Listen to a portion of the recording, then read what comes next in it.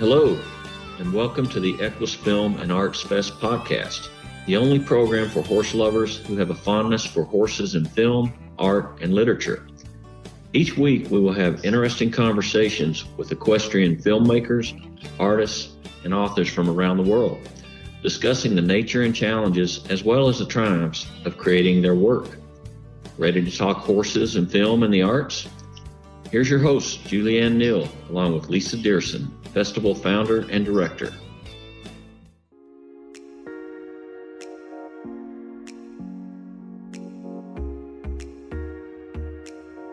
Hello and welcome to the EQUUS Film and Arts Fest podcast. I'm your host, Julianne Neal. In today's episode, you'll hear all about the EQUUS Film and Arts Fest 2020 Festival. With a move to a virtual online event, this year's festival will feature even more films, literature, and art. Let's take a few minutes to check in with Lisa about the online event. Hello everyone, my name's Milt Toby. I'm an attorney and an award-winning author who's been writing about thoroughbred racing since 1972. I live in central Kentucky, which is the horse capital of the world, we like to think, and I'm going to be your moderator this evening. It's going to be an unusual panel. We don't have artists or filmmakers or authors talking about their work. We have the people who are behind the EQUUS Film and Arts Fest, the people who actually make it work. And we have joining me tonight, Lisa Diersen, who is the director and founder of the film festival. We have Diana Rosa, who is an equestrian photojournalist. She's been to the past 8 Olympic Games. She's a writer, she's an actor. She is the co-founder or co-organizer, I suppose, of the festival, and she is handling press and media things. We have Julianne and Neal. She has a number of tasks. She's organizing the EQUUS tour stop in Camden, South Carolina for the last 5 years. She hosts and produces the EQUUS Film and Arts Fest podcast. She produces content for the festival, and she is interviewing authors for the Authors Webcast. And finally, we have Lisa May DeMasi. She has been interviewing 13 artists on Zoom about their contest entries. So ladies, welcome to the podcast. It's going to be fun talking with you. And I'm going to start with Lisa Diersen, not Lisa DeMasi. I won't manage the two Lisas very well, so I apologize for that in advance. But Lisa, for years there wasn't a film festival, and then now there is. Why did you start, and how did you start? What made you think this was a good idea?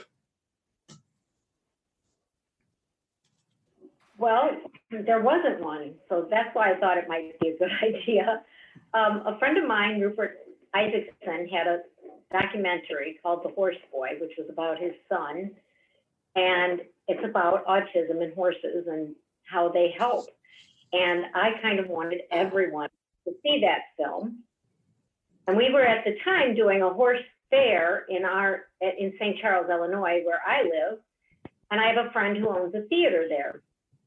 So I asked him if we could show the film while we were doing the horse fair, and he said, okay. And I said, well, what if I got a few more horse films since it's a horse festival?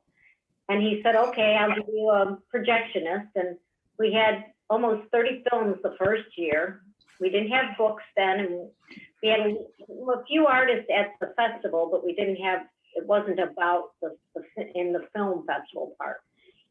And it went over well, and we moved to New York the next year, and that's when I met Diana, sitting at this wonderful theater called the Miss Harlem at the bar. We were sitting in there talking about why this was a good idea, and we were in New York for 6 of the years, and last year we moved to the Kentucky Horse Park, which in non-COVID years is our home, but now we're in your living room, your own home with all. We hope everybody enjoys it this year. It looks like the virtual part of this will stay as part of the festival from now on, because we're getting so much positive feedback from around the world with some of our filmmakers. We have filmmakers this year from 16 different countries. that are very happy that their fans and people that have been part of their films are able to watch them now and be part of the festival. So it's kind of exciting being pushed into going virtual, but now it's been a good thing to go. It's turning out to be a really good thing. Yeah, I was lucky enough to attend one of the New York versions of the film festival a few years ago, and was lucky enough to win an award there. But how difficult has it been to pivot to a virtual format? I'm not getting a lot of sleep. I told Julianne this morning, I think I'm busier now, or all of us are busier with doing the interviews ahead of time, getting everything put together and up onto these platforms beforehand, so that the 10 days now, because our festival used to be only 3 days, now it's 10 days. So everything has to be ready ahead of time. We'll have the Winnie Awards, which will take place on the 21st, Saturday night. Those will go off live, or go off on, I think it's going to be 5 o'clock on the 21st. And those will run then, but everything else had to be done ahead of time so that we can get it into the channel. And our pop-up gallery this year will be part of the EQUUS Film Festival website. So we'll have a whole pop-up gallery page where all of the interviews that Diane is doing and Julianne is doing and Lisa May is doing and you're doing will be there, free to the public, and they'll be able to click on and watch interviews with filmmakers. And when they want to see the films, they can go to our film festival platform on Film Festival Clicks and watch the films. Okay, that's great. A lot of people are saying that having to switch to virtual has some benefits, and it sounds like that you're making it work, and that's not always easy to do. Diana, it's easy to do with a team. It's really easy to do with a good team. Good deal. Diana, Lisa mentioned meeting you when she moved to New York. Tell us a little bit more about how you got involved and what your role is in the process. Well, I decided that a film festival, a horse film festival, was going to come to New York, and that sounded pretty fascinating to me, especially since I live on Long Island, not far from New York City. And so I decided to check it out. So I went to the film festival, I covered things, I did my job, and then Lisa and I networked afterwards, and we just never stopped talking. So from that time on, we just kind of pulled our energy together to keep going into the future, and we've been doing that ever since. So what's your role in the process? I know you're involved in media relations and in press. What does that mean? You know, really, it's a lot of networking. It's not, I mean, I think that Lisa and I, we kind of talk a lot, and we talk about the different things that are going to be done. So in this case, this year, for instance, my focus has been virtual, doing the virtual interviews and really focusing in on that. When we've been online, on site, I've moderated the opening gala night and along with Lisa, the award ceremony, and interviewed people on site, and done whatever to try to make sure that we've got the event organized and we're ready to roll. So Lisa and I usually just have a constant communication going to make sure that the event is everything it should be. So in dealing with the press, how responsive, I guess, has the press been when you're trying to advertise the film festival? My impression is that it gets more popular every year. In general, I've usually had it's different this year because we're on the line, so because of that. But in general, I usually have people reaching out to me. I usually send out a press release letting them know about the film festival, and have had a large response and had all different types of media come and watch it. And of course, this year they can do it online, right? But those that could make it came to New York City or to to Kentucky, which was kind of cool. And it's sort of helped to make the change because it allowed different people that are located, because we all know that Kentucky Horse Park attracts a lot of media. So that sort of allowed it to expand out to a different audience. Whereas when we were in New York, we got an audience that could actually come from there. So So it's one of those things that people kind of love to do, and if they can get to it and cover it and write about it, they do. That's great. And in the spirit of full transparency, I was very excited when the festival moved to the horse park last year. I live 7 minutes from the horse park, so that I'm glad you're coming back. Yeah, and you want to know something? It's the best move we ever made. I mean, I think Lisa and I both chatted about it afterwards, and it's the right place. It's like having a permanent home, and the films can be seen during the year because they have loops going on every month and stuff. And so it's just the right place. You know, with virtual now, we've got this extension, but in general, I mean, when we get back to our norm, I mean, we can't really say everything is normal right now, but in general, it really was the best thing that we could have done with the EQUUS Film Festival. Yeah, absolutely. Lisa May, tell me how you got involved in this and what your role is. Yes, so I had read Bernice Endy's memoir last year, and I found out she was going to be at the festival at the Kentucky Horse Park. And I said to myself, I am getting there to meet her because I was just so inspired by her. And of course, the first person I met was Lisa Diersen. And I said, Lisa, where's Bernice Endy? I have to meet her. And we just became friendly, and I met Diana and I met Julianne, and it was a nice group of people. And Lisa asked me if I wanted to be involved this year in interviewing the artists. And I jumped at the opportunity, and that's how I got involved this year. What's been the reaction of the artists that you've talked with? Are they excited? Are they looking forward to the festival? Actually, the whole virtual part of this festival this year, they were not affected by it at all. They were just so pleased to be part of the festival that it just didn't impact them in any way. That's neat. And finally, Julianne, when I was putting together a little information for this, you seem to be wearing a lot of different hats. Tell me how you got involved and what you're doing to make all this work.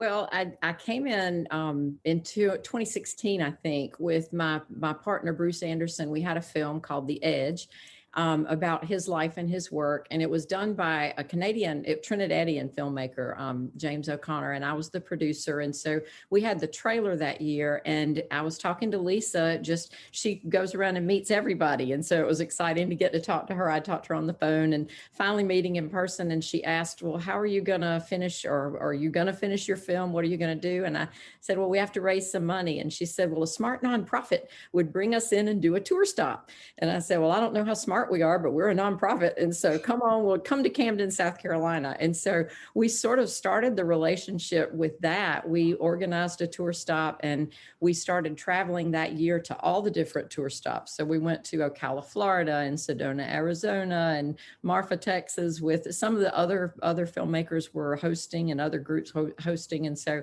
I got to know Lisa with that. And then just everything that happened from there, we would collaborate, and something would come along and she'd say, well, you should do a film about this for the Spotlight Rescue series. And we were doing a podcast already called Winnie Tales for our work. And so just decided it was a natural fit to start podcasting for the EQUUS Film and Arts Fest too. And so that's sort of how I got involved, and I've just loved every minute of it. So it was a no-brainer when she asked if we would do some web chats. I got the opportunity to speak with a bunch of authors and have had a really, really great time doing that, meeting new people. So that's great. Lisa, it sounds like you've put together a very good team. I did. And, Julianne had over 60 authors this year, and Diana had over 40 with the filmmakers with our encore films and the new films, and Lisa May did a great job with her artists. We had 13 artists that we've highlighted, but I've been blown away this year by the literary component, because the books that have come in have been just the quality and of the authors. It just keeps getting better and better and better. It's amazing how much it's grown in really a very short time. Well, it's been 8 years. I don't know if I feel like that's short, but we have grown. We have a film channel now where the films can be seen all year long. We do a lot of tour stops. We have the Winnie with the Fest now, the little short 2-hour festivals that have been going virtual as fundraisers since the pandemic, where a lot of nonprofits are able to do virtual fundraising. And a couple of the different groups, we've had Book USA do it. We've had a group out of, New Mexico, the Cloud Therapeutic Writing. I think they raised $5,500 with a little, weekend film festival. So virtually. So it was really good for them. So we've been working with a bunch of different groups. That's really neat. It sounds like a full-time job now, but let me ask you a different question, shift gears a little. I know everybody has horses in the background here. So Lisa, tell us about your horse involvement outside of the festival. Well, my breed of horse, my favorite horse is the Lusitano, which that is our artwork this year is Karen Silas, who's our official artist. She does a bunch of different Lusitano, beautiful photography in Portugal. And so this was one of her images that we selected for this year's poster. Last year, she had a beautiful Marin foal. The color was just breathtaking on it. But I have Lusitano horses. I love the breed. It's an interesting breed. The history, I love the history of the breed. I love the whole riding. So I have a lot of fun with the horses. And for people who aren't familiar with Lusitanos, you need to check out Lisa's website. They're beautiful animals. They're from Portuguese bullfighting horses. Neat. Julianne, what do you do with horses? Well, I used to event and decided about 20 years ago that hitting the fences that hard when I came off was probably not a wise move. So I moved more into dressage, which I love anyway. And so I have a horse named Winston. He is half Dutch warm blood, half Shire. And I trained with Mary Werning through the Carl McCulka system and just absolutely love dressage. And so Winnie Tails comes from my horse Winston. Wow. Neat. Lisa May, how about you? I'm a recreational rider. I do a lot of trail riding, and every once in a while I kind of have to go wild and I just get up in jockey position and I gallop across the cross-country fields. But I just love being around horses. I love being around horse people. I've always loved it. Great, that's fun. Yeah, you're right though. Going fast on a horse is something special. Yes. Diana, I know you've ridden, you've trained, you've done all sorts of things. Tell us about your horses. Well, I remember when I was 6 years old, blowing out the candles on a cake and wishing I could have a horse. And then when I came home from the 11th grade, many years later, I said to my dad, I think I got 100 on the Regents. And he said to me, well, if you got 100, I'm buying you a horse. Well, I got that was my horse. That was my experience with my horse. And it was just kind of recreational for a while. But then after I got out of college, I had the opportunity to run my mom's horseback riding stable. So I ran the stable for, I think 13 years it was, and went to all kinds of shows, did the Florida circuit, had students, did international competitions, national competitions. And so really had the gamut. And then life kind of moved on and I got into the journalism part of it. Instead of riding nowadays, I cover, like you said, I covered 8 Olympic Games. I was supposed to do my 9th this year in Tokyo and that got canceled. So my world is surrounded with horses in just about everything I do. It's just not necessarily as much riding anymore. Neat. And I'm sure this keeps everybody Although busy. we've been to WAG. Mm-hmm. Yeah, we did the World Equestrian Games and we did the World Cup. But Lisa and I together, we sort of pulled through getting to the World Cup and the World Equestrian Games and a lot of pretty big events where the EQUUS Film and Arts Fest really got noticed. That's great. And everybody's love of horses, I think, is obvious in the work you put into the film festival and in the results. It's obvious that you care about the animals, you care about the horses, and that shows in the organizing that you guys do. And everybody appreciates it. Trust me. So let's talk a little bit then, we'll shift back to the film festival. What's the most rewarding thing, Julianne, that has come out of the film festival for you in working with Lisa and the rest of the team?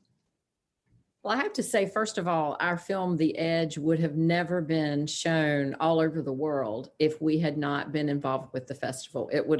We would have been really proud of it. It would have been on a shelf here in the living room, and my grandmother would have seen it, and that's probably about it.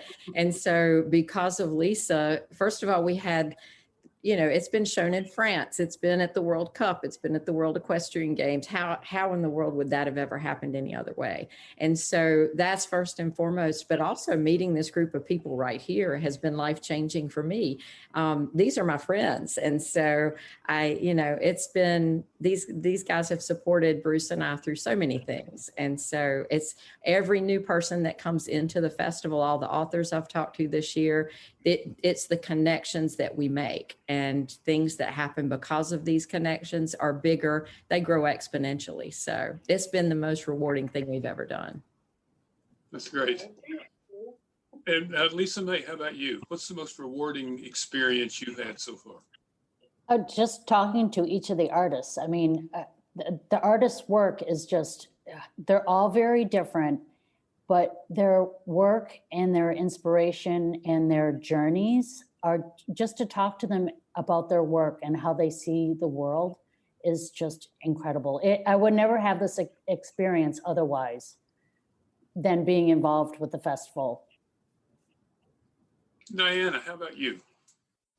I think one of the biggest pluses that we can say is that we have given these people a platform for their movies, for their films, for their shorts that would not be possible. So I echo a lot of what Julianne said, and Lisa and I talk about it all the time. I mean, I just, even speaking to them, and the thank yous that I get from doing the interviews, just because they have a place.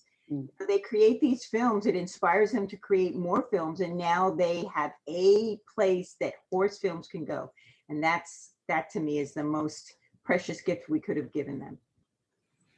Yeah, and you're talking about a platform for the artists and the filmmakers and the writers, but it also is a platform for the horses. Totally. And for me, that's the most important thing of the film festival. Yeah, I love meeting the people. I love seeing the films. I love chatting with the authors, looking at the work of the artists. But it's the horses that really matter. So Lisa, what about you? You've been doing this longer than anybody else. What's the most rewarding thing to come out of it for you? Well, for me is that's it. Getting the stories, being able to be a part of helping people share their stories from a book that we got in this year about a little pony that goes to a party where there's a little girl who's in a wheelchair, to the artist that did the work who is coming out of and got inspired to do the work through the loss of a loved one. That the horses brought them together, to last year when we had the miniature therapy horses, to with Mustang Saviors, the Wounded Warrior programs, the PTSD. We're showing a film this year about using horses with the prisoners, with Randy Helm's program out in Arizona. To me, it's just being able to share to the world, literally to the world, because now we are all over the world. The stories of the horses helping people get better, or I don't want to say heal, but yeah, they're helping people heal, whether it's kids or adults or whatever, or just even recreational riders. It's just getting those stories out, because people do put their heart and soul into, whether it's a painting or a book, a 12-page children's book, or a 2-hour-long documentary on the different kind of worms that horses have. Everybody puts their heart and soul into what they do, and I love the fact that we're here to be able to help these people have a place to share and be rewarded and get a Winnie Award sometimes for their work. So, it makes me really proud I'd actually like to add to that because, we talked about press before, and one of the things that you always hear in equine media, and I know, Milt, that you know that as well, is that we never get enough exposure. And by doing this, by having a film festival, it's created an interest in the media and a place for them to go to learn so much at one location when we do the annual film festival. So it's really been a great opportunity to get promotion through the media and get some interest in the media when it was so hard to do that before. Yeah, the media attention is very important. Mm-hmm. Yeah. Well, when we had a New York Times article written, what was it, 2 years ago, Diana? Yeah. And the filmmaker one of the films they highlighted, the filmmaker had flown in from Germany, and he had done a documentary about their wounded warrior program called Silent Comrade. And when he walked in to the festival, I had a copy of the New York Times, and it was a very big story that they did on us with a lot of pictures and a lot of coverage. And I gave him a copy, and I said, there's not a lot of times that a filmmaker, no matter what film festival they're going to, gets off of a plane from Germany in New York and can say that they were in the New York Times. So that's so exciting to be able to share that and literally make his day that he was there. I mean, he was so excited about that. So 100 million working horses, donkeys, and mules support 600 million of the world's poorest people. They are the sole source of income for many families through the backbreaking labor of their animals. Unfortunately, the majority of these working equines are suffering from chronic welfare issues and premature death, nearly all of which are preventable. Brook USA provides funding for scientifically proven, practical, and sustainable equine welfare programs throughout the developing world. We work primarily through Brook, the world's largest international equine welfare charity, which reaches 2 million working equines annually, benefiting 12 million people who depend on them. When we fund training for people and veterinary interventions for working equines, Brook USA effectively prevents and eases the suffering of these animals and ensures better livelihoods for people now and for generations to come. Projects recently funded by Brook USA include construction of permanent water troughs in Ethiopia, continuing education for veterinarians in Senegal, training for Maasai women who own donkeys in Kenya, veterinary interventions in Pakistan, disease prevention and training for animal health care workers in India, improved nutrition for animals in Guatemala, and so much more. We also recently funded emergency relief programs for equine victims of natural disasters in the U.S. and Puerto Rico. If you'd like to support Brook USA and help this work continue, you can donate by texting ORANGE to 71760.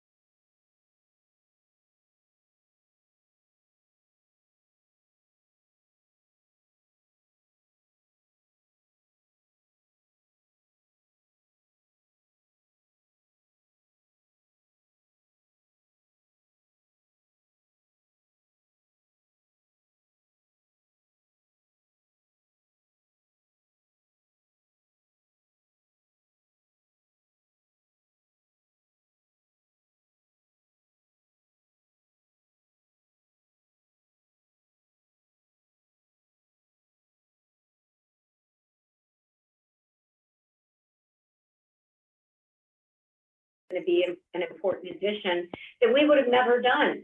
We would have never had a virtual piece to this, other than, your Facebook Live.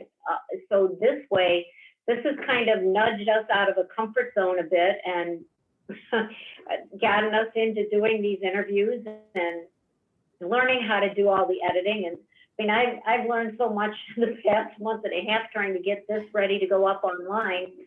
So, it's been fun, and it'll just, every year has been fun with this festival. And it gets, every time I think something else can't happen, it gets, something else does, or Bernice Endy shows up at the festival for, in Kentucky last year. And I mean, it's always a surprise. Diana was talking about exposure, and you're right. Being virtual gives you more exposure than you could get any other way. So Right. Again, it's one of the positive things, surprisingly, that comes out of the pandemic, I think, is lots of organizations have increased the scope of their reach, beyond ways you would ever expect. And finally, before we wrap up, one of the things that you always learn as a journalist when you're interviewing someone is to ask them, what questions didn't I ask you that I should have? So Julianne, what should I have asked you that I didn't? Oh gosh, that's tough, Milt. I don't know. Pass and go to somebody else. Let me think about that. I can't think of it. You did good. Okay, I see Lisa May's hand. Lisa May, what should I have asked you? In what manner did I get married in January of this year? Okay, tell me. That's an entry in the festival. Yeah. So my husband and I got married in January, and we wanted to have a very small wedding. We didn't want any of our direct family there. So our witnesses were 2 horses. That's great. In a barn. Diana, what should I have asked you? Actually, I just would sort of like to make a comment that you've addressed the issue that virtual has really been such a great addition. And it's something, like Lisa said, that we probably never would have done. And now we have the whole experience of doing this. And by us being able to interview these people one-on-one, it's a cleaner interview, it's more people being interviewed, it's more exposure for everybody. Everybody got a chance, because when you're on site, there's not always, you're rushing around, there's not always the chance to interview everybody or find them and what have you. So I think it's been a really good gift to us to be given this opportunity to go virtual, have this experience. And then when you look to next year, we're going to have this behind us, and we're going to know how we can address and expand and do even better. Okay, great. Julianne, have you thought of something I should have asked you? I guess so. I guess I would say you didn't ask if we have more content, new content coming from the South Carolina area. And I will say yes, we're working on a new film about a wonderful place called Camp Cole that's a place to shine, and the therapeutic riding program that goes on there. And so there's a little 3-year-old boy that was put on a horse for the first time about a week ago, and we're documenting his year. And so Wow. Ansel's journey will be a submission in the festival next year from the South Carolina camp. So I guess that's something that I can say. Neat. Good deal. And Lisa, you get the last word. Well, What should I have asked you? you should have asked me, how did all of us mares feel about having our new little stallion addition to our herd? Milt and all the women. Yep. Milt and all the mares. Well, I'm looking forward to the festival, and I'm glad that you found room for me to help. Well, I've known we for many years. I was thrilled when Milt has been a big part of American Horse Publications, and is certainly a welcome addition. Bruce is I'll keep that in mind. Yeah, I think we're going to wrap it up. But thank you, Julianne. Thank you, Diana. Thank you, Lisa May, and thank you, Lisa, for taking part in the podcast, and also for all the work that you're doing for the festival. It's paying off. Thank you, Milt. you so much. All of us. You're welcome. It's an honor. We We're enjoying having you, Milt. Thank you. Thank you. That means I'll stay around for a while. Everyone take care and stay safe. You too. Pony on. Yes, pony on. I'd like to take a few minutes from the podcast to tell you about a new product that my horse Winston and I have been trying. Winston just loves his liquid titanium calming mask from Fenwick Equestrian. We actually tried it out on the first cool morning as we were going over for a dressage lesson, and I have to say, he almost fell asleep standing by the trailer, so I think the calming effect was real. Through some extensive testing, Fenwick has discovered the use of a high-performance smart fabric, and this mask has a calming effect on many horses. In fact, some folks call it a happy hat. In the racing world, thoroughbreds and trotters, the stewards have declared it a hood if worn without cups, but I've got the one with the ears, and Winston seems to like that the best. Liquid titanium produces negative ions, which have been proven to make you feel better. They provide more energy and a positive mood. This fabric is specially formulated to allow continuous washing and drying without diluting the qualities. It's the first and only therapeutic mask that can help your horse relax and focus naturally, and Winston seems to love it. All of Fenwick's therapeutic headgear is approved for competition worldwide. You can search for the mask and other products at fenwickequestrian.com. To obtain your 10% discount, just mention Winnie. Visit fenwickequestrian.com/discount/Winnie, and that's WNNIE.